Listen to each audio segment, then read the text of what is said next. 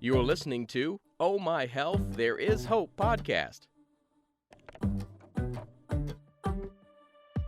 When your heart is aching and your world is shaking, don't give up. No, no, don't give up. Hello and welcome to Oh My Health, There Is Hope. I'm your host, Jana Short. And today we're here with Dr. Hana Solomon. Dr. Hana has been on a mission to educate people on the benefits of nasal washing for more than 3 decades. Her enthusiasm for patient empowerment and reduction of medication use has become a core of BeWell Health. Dr. Hana is an advocate of common sense solutions for nasal health and is passionate about helping others breathe easier, naturally. BeWell Health, LLC, is home to Dr. Hana's nasal, I'm going to say this wrong, Nasal Pure Nasal Wash System. Am I saying it right? Perfectly. Perfect. The most comfortable nose wash in the world. And let me tell you I'm super excited you're here because I've never had anyone talking about this topic. And I think it's really important because after having 2 nasal surgeries, I became like addicted to cleaning out my nasal cavity and staying healthy because it keeps my immune system, it helps keep it empowered. So thank you for being on the show. Oh, my pleasure. Thank you for having me, Jana. It's my pleasure. One of the things we always ask at the beginning of the show is if you'll share a story of hope with us, and I would love to hear yours. I have so many, but the one I want to share today is perhaps my story of hope. The one that took me, well, let me back up and say I'm an immigrant, and I grew up in the ghetto of Brooklyn. And during my late teens, I decided that New York City was not for me, and I didn't know what my purpose was. So I hitched across the country. And then I joined the largest spiritual commune in the country at the time, called The Farm. It's a spiritual commune where we wanted to make an example of a society that could be natural and self-sustaining and causing no harm. For 4 years, I worked very hard, learning a lot of things, especially about myself and about human nature. And one day when I was 27, living on the commune, I had a flash that I could not change the world being poor and growing soybeans. And I needed to empower myself before I can empower anybody else. So that day, I decided to leave the farm, no money, no car, no regular clothes except for tie-dyes, no job. I was leaving my then husband. I took my 2 kids, 3 and 5, and I came to this town, Columbia, Missouri. And within 2 weeks, I had good angels. Within 2 weeks, one family member decided to invest in a home and allowed me to rent a place to live. My mother loaned me about $600 and I bought a little car. I knocked on the free clinic door and asked if I could volunteer, but they needed a manager for the free clinic, so I had a part-time job. I borrowed all the money I needed to go to school, and within 3 weeks, I'm starting undergrad. And 3 years from that day, I started med school. So to me, one of the stories of hope is, and it's happened to me so many times, if you put your mind towards a dream and start moving one step at a time towards the dream, the universe just brings you this help. And so I think that's a great story of hope. That is a great story of hope. And by the way, Dr. Hana, it's something I say all the time. I always tell people, like, if you're a brain surgeon or a lawyer or an engineer, as a freshman, that very first day you step on campus, you're probably overwhelmed and it looks like your goal is so far away. But they have a plan and you show up, right? And you follow that itinerary and that plan one step at a time. And before you know it, you're walking across that stage with your degree. So yay for you. I'm loving this story. So I want to know a little bit more about why you got so passionate about nasal washing, because a lot of people I don't know. I think they feel like it might be an uncomfortable thing to do, which by the way, it's not, or they're not understanding the importance of doing that. And so maybe you can educate us a little bit on that. First, let me tell you what my okay. So I'm already natural. My general tendency is to be natural towards health issues. And I decided to be a pediatrician. And so in clinical practice, as anybody knows who has children, most of the time you go see a doctor if they're not for a well child. It has to do with the nose or the ears or the sinuses or the respiratory, but most of the ailments begin in the nose. And I had two rules. Those two rules were, I would never ask a 2-year-old to do something that I myself could not do. And the other rule was, I would never treat a patient differently than I would want my own kid to be treated, i.e., my job is to educate and share my experience and my book knowledge and my instinct with the parent. And they share with me, of course, who they are and what they believe and their whole vibe. And then together we make a choice. So I started out as a pediatrician and I could not write all those prescriptions. I couldn't. It broke my heart. Let me back up. During residency and med school, I met a wonderful pediatric ears, nose, and throat surgeon. His name is Dr. David Parsons, and he was an unusual physician because he really honored the oath of first do no harm. And he told me when I was 30 or 30, early in my training, Hana, if I could get every kid to wash their nose, I would never do surgery again. So fast forward, okay, I'm old enough to heed his advice. The younger hip med students who had no children thought it was stupid. Wash the nose? Crazy. I'm practicing. I could not use the neti. And for those who do not know what a neti is, it's like a teapot that has been used for thousands of years by Buddhist monks. You fill it with salt water, you bend, you twist, and you pour the water into your sinus cavity. The idea was good, but I couldn't do it myself. And as I said, I won't ask a 2-year-old. So I went to work trying to figure out, what can I do that would be comfortable even for me, a big water wimp? I don't like water in my face, and I certainly don't want water in my nose. So I invented a system that I felt was very comfortable. And to me, it made sense. And I started looking at all the research, and I went to work. I realized that the patients that were using my homemade recipe in my homemade bottle were not coming to see me as much. And that made me realize that I could actually touch many more people in the world if I was to start a business.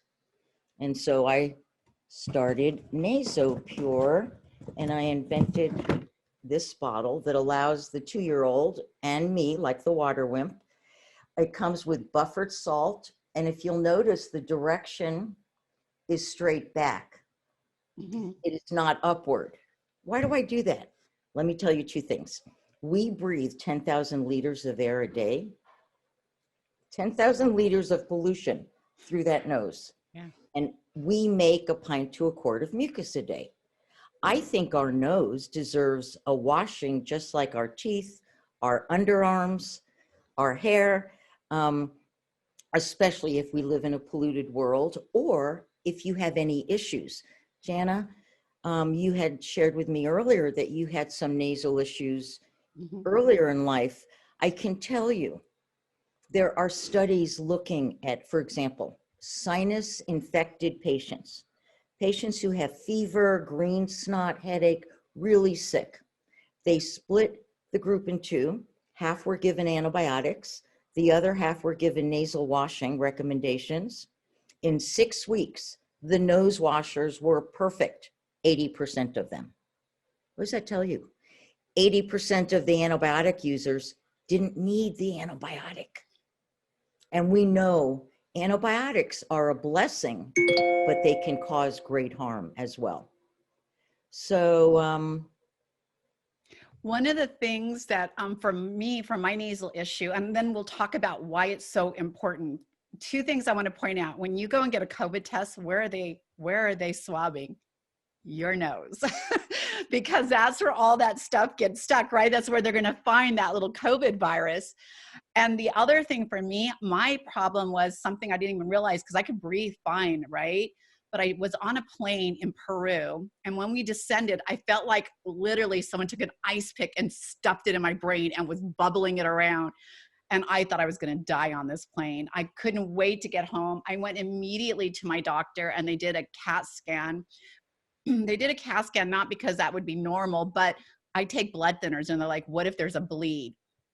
So they did a CAT scan and saw that the nasal cavity that sits up above, like in your forehead area, excuse me, was completely so impacted that it started thickening. The skull started thickening around it. So it'd been a while. So air moves in your nasal cavity. And when you get on a plane and it compresses and decompresses, it causes these bubbles. And I literally, when I got off the plane, I went to my room and I Googled ice pick to the brain descending from a flight.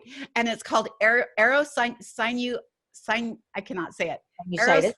Yes. And I'm like, there's an actual word for it. And it came up when I put ice pick to the brain.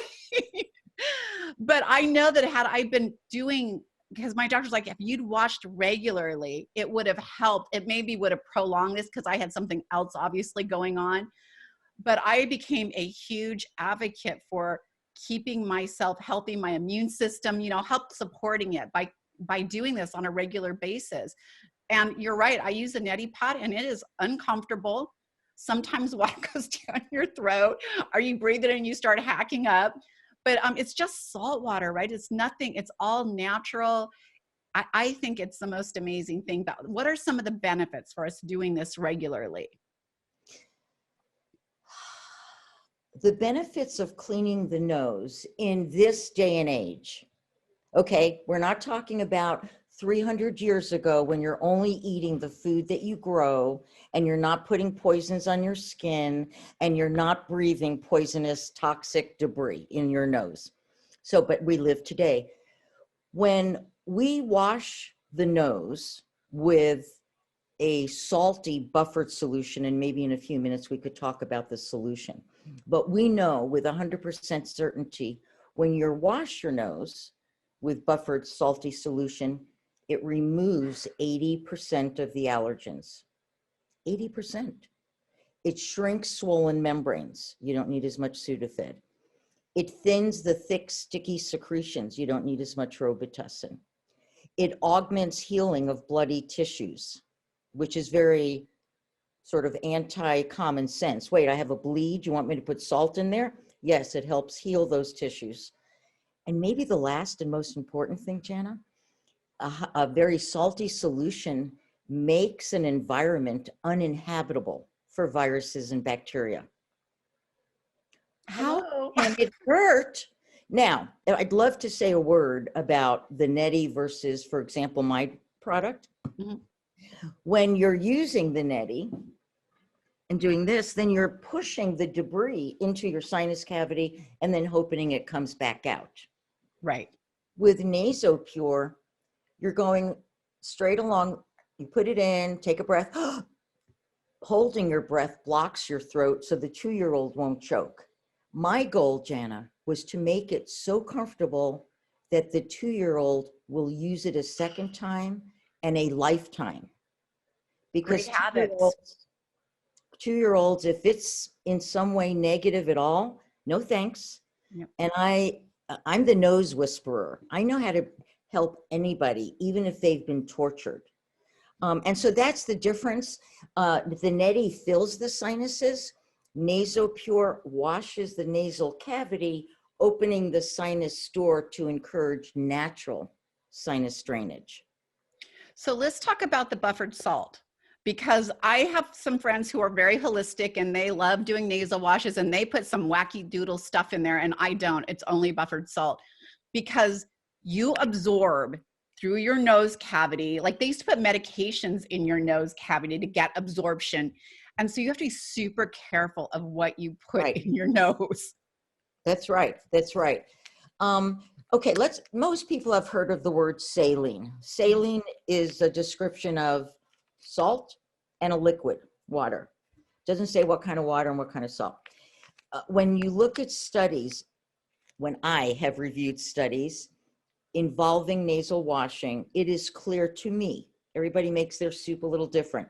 It is clear to me that a salty and buffered solution is the very best because the studies support all those things I told you about. If you use no salt, zero salt, and just water, it'll burn like it's on fire. A lot of people assume it'll be fine. Don't ever do that.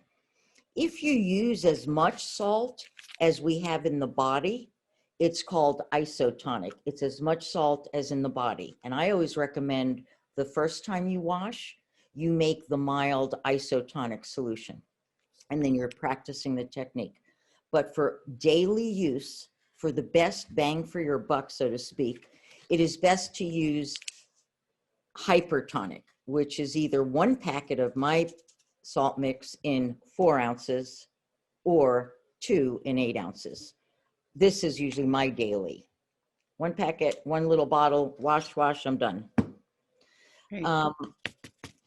Different folks of different ages, if you're pregnant versus if you're on certain medications versus your just level of sensitivity. Can you tolerate a mild menstrual cramp? Are you the kind of girl that lays on the couch for a week? So different people will react differently in terms of burning. So that's why I always start with isotonic, and my instructions always say, advance as tolerate. Listen to your body. Do it gently. Once you learn how to do it, can I say this on YouTube? It feels like a great bowel movement. No, you can say that, of course. To get it out. It does feel good to get it out. And I definitely think that the benefits of it are helping your immune system, right? It's moving that toxins that might be caught in, which is what your nose is supposed to do. It's supposed to grab all those toxins and hold them from getting into your body. So wouldn't you think about washing it off, right? It's like when you're driving your car and your windshield gets crappy, stuff all over it, dust, and you don't ever wash your car. Of course you do, so you can see better. So why not clean your nose? And this is a great thing to do, right? When you brush your teeth, right? Right, or in the shower. Yeah. Oh, in the shower would be super easy to do. I always enjoy it. It's very therapeutic. After you're gardening for a long time and your nose gets full and it's dry, it's really therapeutic and very refreshing to wash then as well. You know, the importance for me is knowing that when children wash their nose on a regular basis, they use less allergy medicine, proven. When children wash their nose on a regular basis, they get fewer ear infections. One of the chapters in my book, as the nose goes, the ears follow. You can't have an inner ear infection without a preceding nose issue, unless, God forbid, you had, let's say, a tumor in your eustachian tube. So what was my goal to go to med school? To help folks, to first do no harm. For folks who snore. Why do we snore? Well, sometimes we snore if we're fat, we're over 40, and our brain forgets to breathe, and that's called sleep apnea. But many people snore just because they have a stuffy nose. And when you snore during sleep, children and adults, they don't sleep as restoratively. They never get that deep, deep, deep REM sleep. Children often don't do as well in school. They're not as attentive, and their appetite is different, and they tend to be more irritable if they don't get good restful sleep. And by the way, that's when they grow in height. So sleep is important. And if that's an issue, risk benefit. Should I do a drug? Should I wash? Well, as a mom, I'm always going to go for the washing first. So people who listen to my show know that I am 100% behind Western medicine. Having said that, I'm glad that it's there for when we absolutely need it, but I'm a preventative person, right? If I can stay out of that doctor's office and not have to get one of those prescriptions written for me, I'm a happy girl, because I'm allergic to so many things that I just prefer to stay healthy. So this is another way for you to keep your kids out of that doctor's office and, you know, away from those prescriptions and getting better sleep, feeling better, better diet. It's just, I think, Your breath is improved. really. For teenagers, I mean, you know, as a pediatrician, I go to where the patient's mental ages. And so for a 2-year-old, I would bribe them in one way. But for teenagers, let's say a 16-year-old guy who's had a very congested, long history and he can't breathe, is like this, that snot that's stuck, the mucus actually does cause odor, and cleansing the nose improves the breath. I did not know that. I always thought it came from the stomach, your breath. So it does. I didn't know that. So that's And something. I wanted to let you, I wanted to make a remark. You talked about your allergy to drugs. Mhm.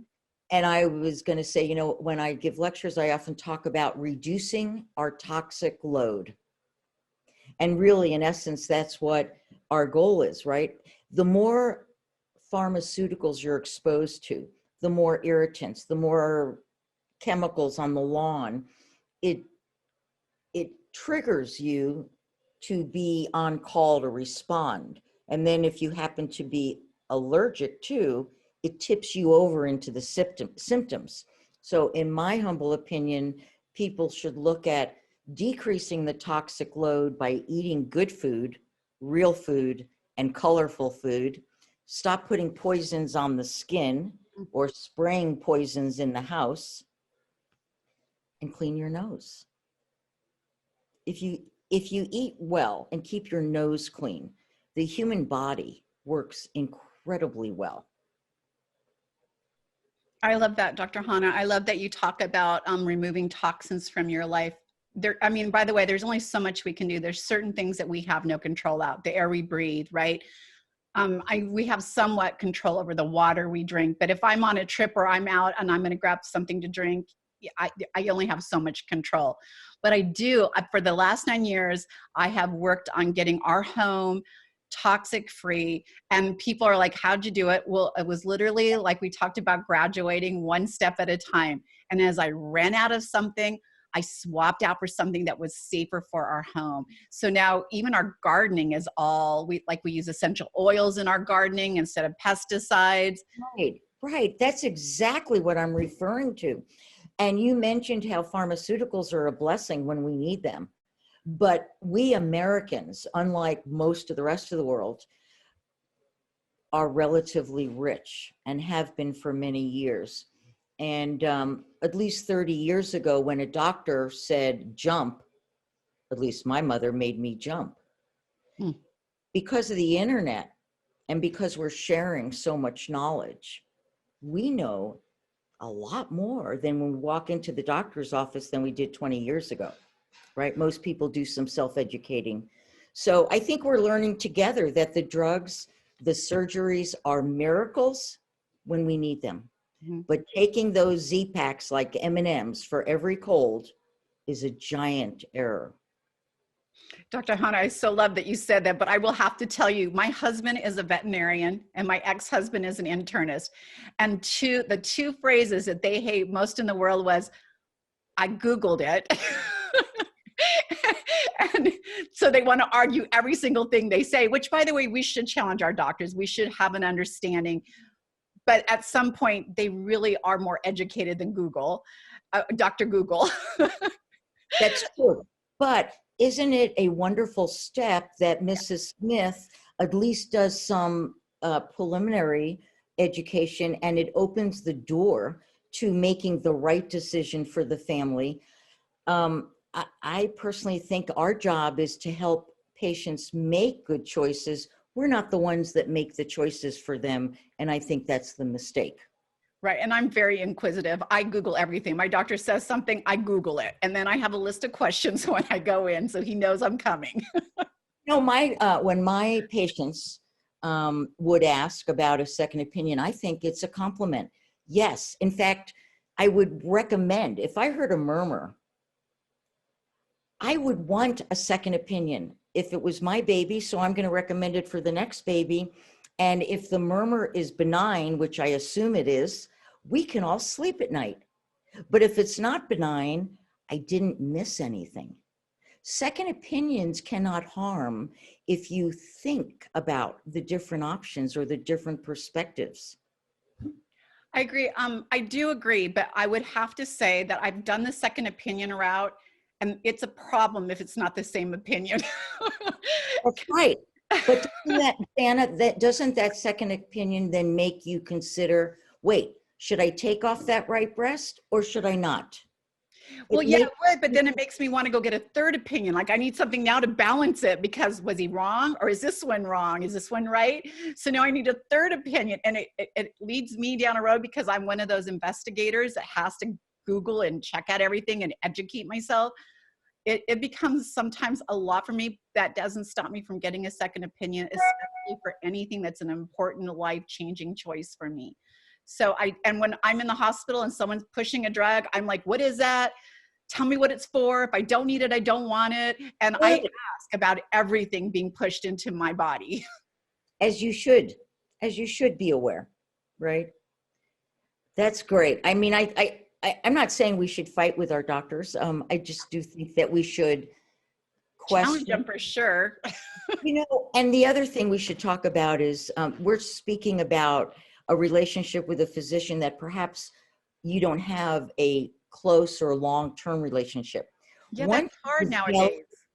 Right. But if you do have a relationship with a physician and you have built trust, then you don't necessarily need those second opinions, because the doctor is going to get it for you. Right.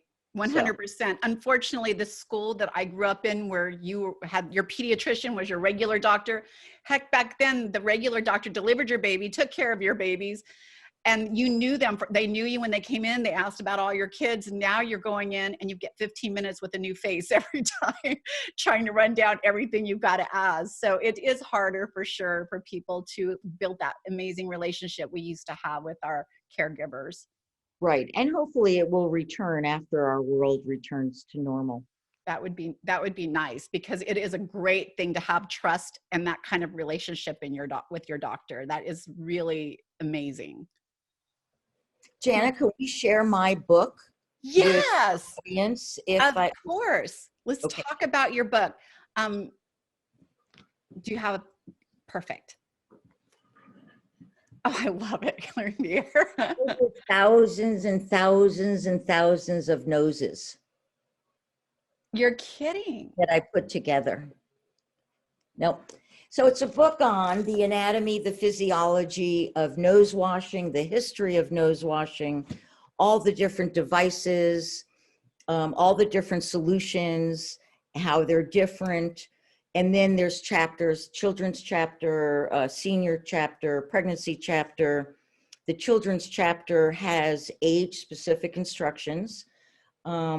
It's basically an owner's manual for the nose. It has a lot of little inserts from patients of mine or others who have had experiences. It's not a high-tech book. It's simply written. I don't like using big words. It's just really for anybody. By the way, this little girl, she is now starting college. And she started when she was about 24 months old. And she's a very allergic girl. She's been on an antibiotic once. I love Like that. my neighbor. I love that. Well, Dr. Hana, it's been such a joy learning about the nose and how we can care for it, because I love that you said it's a manual for the nose, because my biggest excuse to my kids all the time was, hey, you didn't come with a manual. I did the best I could. But now there is a manual for your nose, so no excuses. You can go out and get it. How old are your kids? Oh, my kids are very old now. They have children. I have grandkids that are from 15 to 5. Oh, cool. Yeah, so they're much older now. It's like grandkids, trying to teach them good habits. I feel like grandkids are do-overs. So That's right. yes, like we were busy and we missed so much because we're building our careers and our relationships. And then you realize how important those moments are, and you get grandkids, and I'm like, do-over. So I'm in my do-over phase right now. And you're blessed if your children allow you to help direct them. Oh, try and stop me. Well, we're going to have all of your links up so you guys can grab her book, go to her website, get her nose cleaning or nose wash system. I highly recommend you guys start taking better care of yourselves and thriving in the life that you have. So enjoy. Thank you so much, Dr. Hana. Enjoy the day, and folks could contact me anytime. Okay. So Dr. Hana, before we go, I forgot to ask you about your product and how it's created, and it has a powerful story of its own. Do you want to share a little bit about that? Oh, thank you. So as a pediatrician, I knew zero about entrepreneurship or making a mold or patenting a design and all that. So in 2000 and something, I designed this bottle, but I didn't want to go to China to make the mold. So I went to Kansas City, just down the road. And it's been made in Kansas City ever since, because I think it's important to stay local and stay personal whenever possible. And then when I first started my business, I actually assembled it right over there. But when we grew too big, I had to move out of my basement, and I had my kits assembled by adults with disabilities at a shelter about 2 miles from my house. We eventually outgrew them, and now we're assembled in several sheltered workshops. And to me, it's important, whether you're a business person, a doctor, a journalist, a teacher, that you do the right thing every moment with everybody that you touch, just because that's what makes your day. Dr. Hana, that's a beautiful way for us to end this show, is giving back and understanding the importance. That, by the way, that's a cause I can totally get behind. I love that. Thank you. Thanks for listening to the Oh My Health, There Is Hope podcast. Make sure to visit Jana's website, bestholisticlife.com, where you can subscribe to the show on iTunes, Google Play, or listen there, so you'll never miss an episode. While you're at it, if you found value in the show, we'd appreciate a rating on iTunes, or if you simply tell a friend about the show, that'll help too. Let's change the world together, one health expert at a time. Looking forward to seeing you next time.